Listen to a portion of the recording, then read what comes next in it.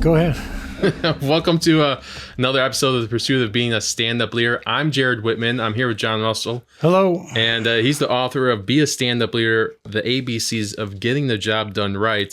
We've been breaking down his book chapter by chapter through phenomenal conversations. It's a lot of chapters. Lots of chapters. We're in O.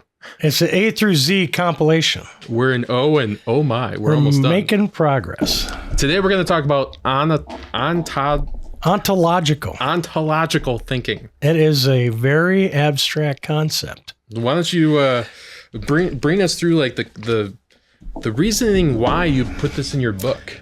The first time I was exposed to this, I found out about it in this book. It's called The Last Word on Power.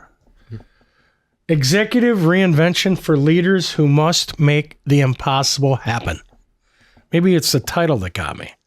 Tracy Goss. Now, I read about this book somewhere and I picked it up. I don't even know if you can still buy it.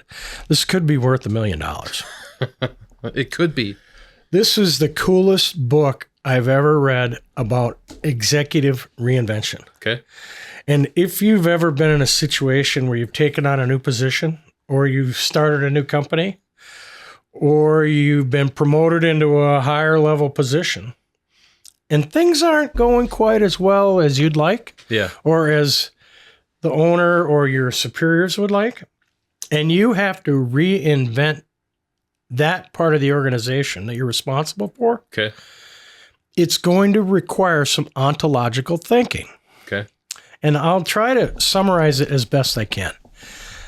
As I wrote in the book, it's a complex concept. I Googled it, and it seemed very complex. Yeah, it's a philosophy. It's difficult to understand, but it's too cool of a concept not to share it with you. That's fair. It's page 156.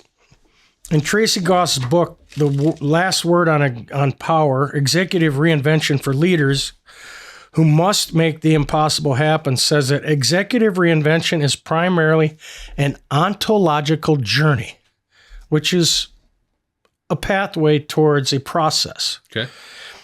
Ontology is that branch of philosophy that deals with the nature of reality and different ways of being. Okay. And you talk about being present. Yeah. You talk about how am I being in the world around me? Yeah. You know, because your perception of how you're being and other people's perceptions of how you're being are completely different. Yep. You know, we live in our own little world, and then everybody that we come into contact with has a perception of us that we don't quite necessarily understand or may not agree with. How you are being determines your reality of what's possible and what's not. Understanding ontology will help you gain an awareness of the connection between your view of the world at any moment and the outcomes of your achievements and failures. So gain an awareness of the connection between your view of the world and the outcomes of your achievements. Okay? So not being aware of what's going on around you is where that starts. It's often very difficult. One of the nice things I did during my leadership training years back was to do a 360-degree assessment by others of me. Oh, okay, yeah. Yeah, so you give these people in your business group and in your peer group a survey, per se, and it has questions on it, and then they fill out what their perception is of you. Yeah. And their positives. Here's what you do really well. Yeah. Here's what you could do to improve. Yeah.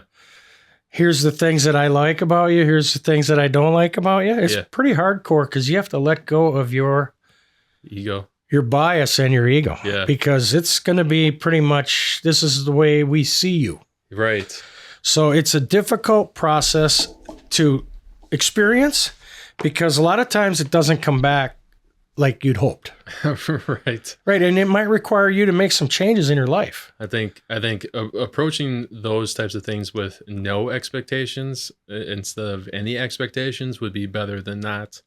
I like that concept. I've never put it to a mass use, like a survey, if you would. But I've gone to people and asked people like, hey, what are 3 things I'm good at? What are 3 things I need to do to improve? Yeah. And I did that in my last W-2 job. In that last year I was there, I talked to as many leadership members as I could, and then people I interacted with on a consistent basis, really looking for ways to improve my communication or improve my overall personality. I was in a phase of personal growth during that time. Right. Just really wanted to dig in and learn and grow and evolve and become better. But doing that survey on a wide scale really would open the doors to an opportunity to get perspectives from people that may know you in a one-on-one basis like this, or may know you on a personal level, or may know you only through your online interactions. I think it's really cool to kind of open those doors. And then I used to do that and I still do that after my meetings with my subcontractors. What am I doing? What are some things that I can do to improve? Or I like to do the start, stop, keep method, where I'm like, hey, what's going good? What do we need to keep doing? Is there anything that we need to start doing? Is there anything that I need to stop doing that's not working? So I think like all of that becomes part of being aware. And the more you're aware of how you show up in the world to other people, and maybe in ways that you don't want to show up, that you're not realizing, I think that just makes you a better stand-up leader. Yeah, that's very interesting. You touched on a couple of key points. When I think about executive reinvention to make the impossible happen, one thing that I read in this book was that the strategies that you use to get where you are today aren't the strategies that are going to get you to the next level in a reinvention. Right. And that you have to leave those winning strategies that you've relied on all these years behind. That's the part I couldn't and still have difficult with. Yeah. Because, in my business career and in my lifetime, you have all this training and you have all this mentoring and all this coaching, and it kind of builds your business persona and who you are. And as you progress in your career, you achieve different milestones, and then you get to a certain point where you need to make the impossible happen. And in order for me to do that, the first thing you have to do is reinvent yourself. Yeah. That is super hard. Yeah. I mean, everything that I've done in my whole life is to get here. Why would I leave that behind? Right. I don't get it. Yeah. But yet again, I do. Because this whole ontological philosophy, this way of thinking about being present and how you're being, means that how you need to be going forward is different than how you've been in the past. Is that too much to swallow? No. It's, I think the universe drops these connection points, right? As we're traveling, or at least as I've been traveling down my path, I've in conversation and reflection and journaling, there's all these connections that are coming into play. And over this last year, I've grown in my business. I've evolved over time. I'm not who I was a year ago. I'm certainly not who I was 6 months ago. Right. And in 6 months, I'm not going to be who I am now, which is really exciting. But it's also scary. It is scary. I have told a couple people that I am on this path, going around in a circle, right? And the path is well lit. It's a track. It's a track of my life. It's like all the things I know. And I know that what got me here is not going to get me there. And I need to get there if I want to grow, if I want to bring people with me, if I want to create a larger impact. But I'm stuck on this path that's well lit. And I have to step off into the darkness and basically reinvent myself into a different person, because what got me here is not going to get me there. And I have to be a step above where I'm at right now. Right. So this whole conversation is very enlightening, but also like I'm keeping my one foot on the path because it's well lit. So it's like I'm keeping one foot in a previous season of life, in a previous season of who I was. And I have to let that go, which is incredibly difficult, to let that go, remove old things, remove things that aren't serving me any purpose right now so that I can evolve and grow and really become a better version of who I am now. It's interesting. Yeah, it says here in the book, because of your training, while you're not aware of the risks, the consequences are not threatening to you. The shift that has taken place in yourself has provided you with the confidence and willingness to be extraordinary. That's where you were just saying. Shift that's taken place provided a level of confidence. If you're going to reinvent yourself, how do you do that? That's a great question. I think for me, what I've been doing is I've been removing a lot of things that I like to do to focus more on things that I love to do.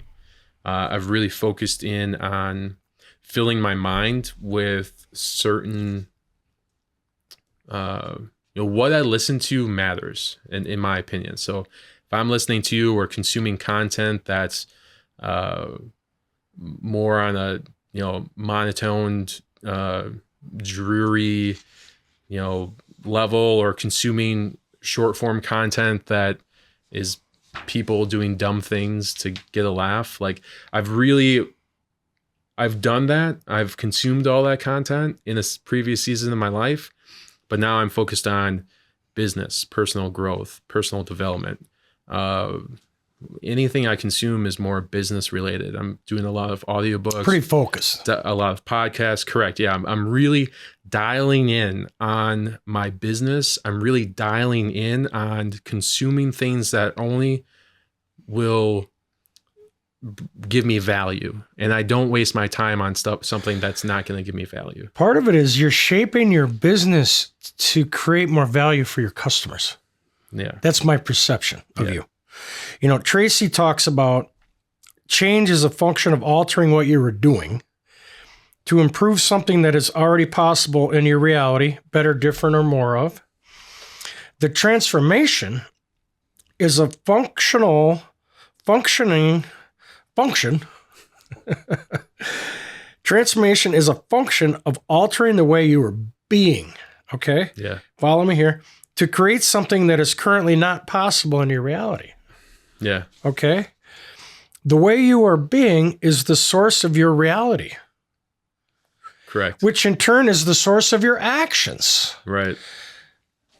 So what she's saying here is that if you begin to alter the way you are being, you will also alter the way you act. I think there's a lot of people out there sharing content about, if you want to be a millionaire, act like you're a millionaire right now. Right. So, and that doesn't mean spend all your money. Right. Well, savings and right. business wise and but think multiple like incomes. A millionaire would in your mind. Correct. Yeah. Or change your environment. Change your actions, change your behavior, change your environment. Your environment is a huge part of how you live, right? It's a huge part of everything. How you come out, how you do anything is how you do everything. Like all of that comes together. This is a wild topic. I know it's hard. It's hard in the sense that these are real life things. It's not a thing online. It's not like a trend or anything like that. You're not going to hear about this on any given day. Yeah. This is like a real deep topic, which is so cool because there's not a lot of these types of topics out there. I think it's really important to have this type of information in your book, and for people that want to be better versions of themselves and stand-up leaders. You can. Because you can absolutely change where you're at and basically reinvent yourself. Yep. Like I said before, and you've done it. It's wild. I've done it. It's hard to do, and it takes time. It takes courage. It takes courage. It takes grit. To leave what got you Perseverance. here behind Yes. is very scary. Yeah. So my advice is to understand that what got you to where you are today may not be the steps necessary to get you to your next level. Yep. That's the bottom line on that. What I would recommend, you may or may not be able to find this book because I've looked for it online and it wasn't available when I looked before. Yeah. But if you want to get down into the nitty gritty on how to reinvent yourself to achieve the impossible, this is where it begins.